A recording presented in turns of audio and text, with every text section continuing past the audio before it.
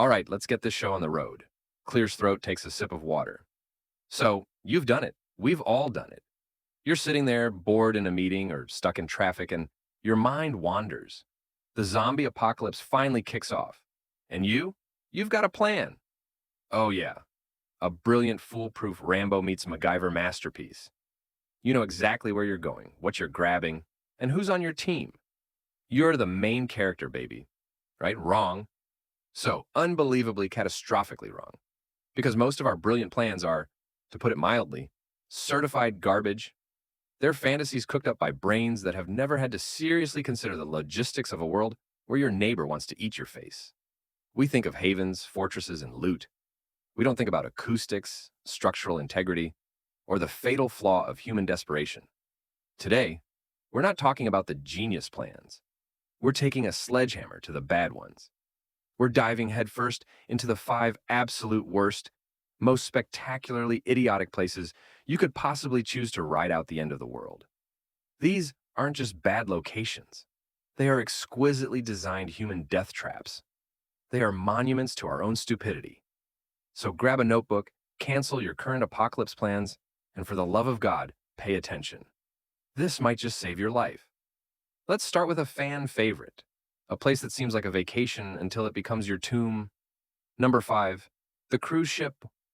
I see the appeal, I really do. A floating fortress surrounded by a perfect zombie-proof moat, hundreds of rooms, kitchens stocked for thousands, a swimming pool. What's not to love? It's the apocalypse with a Lido deck. Except it's not. It's a plague pit with a shuffleboard court. First, let's talk about the outbreak itself. Where do you think you are when the world goes to hell? You're not magically teleported to an empty, pristine ship. Number. You're either already on it or you're fighting your way to a port. If you're already on board, congratulations. You're trapped in a 100,000-ton steel coffin with 3,000 other people who are about to have a very, very bad day. Remember that weird cough from the guy at the buffet? Guess what he's serving up now? It ain't shrimp cocktail. The infection will rip through a cruise ship faster than gossip. Those long, narrow hallways? They're not corridors. They're bowling alleys. And you're the pin. There's nowhere to run. Every door leads to another identical hallway, another identical cabin, another identical dead end. You're playing a game of hide and seek where the seeker is a horde of your former vacation buddies, and the prize for being found is getting your throat ripped out. But what about the supplies, you cry? Sure, for a week. Cruise ships run on logistics. They get resupplied constantly. Once that stops, the clock is ticking. The power will fail, the water desalination system will shut down, and the toilets will back up. Suddenly, your luxury suite is a stinking, sweltering hot box with no running water. The only thing on the buffet is disease. An escape? Are you kidding me? You're in the middle of the damn ocean. You can't just walk away. You're at the mercy of the currents, the weather, and the fact that you probably don't know how to operate a multi-million-dollar vessel. Your only options are to starve, die of thirst, or become a human popsicle in the North Atlantic. A cruise ship isn't a fortress.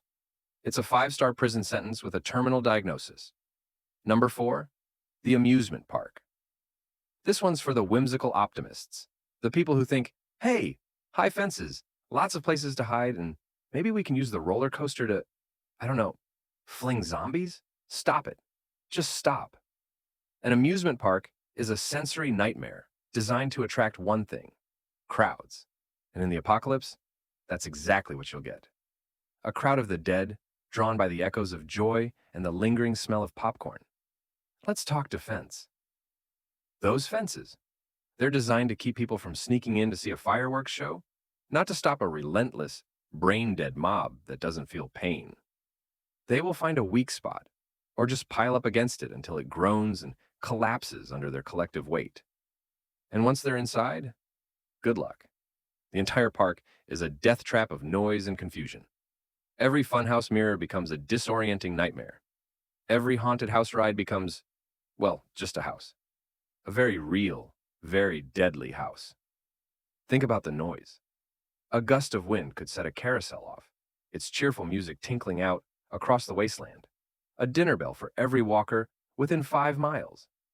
You knock over a stack of oversized milk jugs at a carnival game. That clatter will echo through the entire park. You're living in a field of noise-making landmines. And the psychological damage? Imagine hiding in the shadow of a giant, smiling mouse mascot, its cheerful face splattered with blow.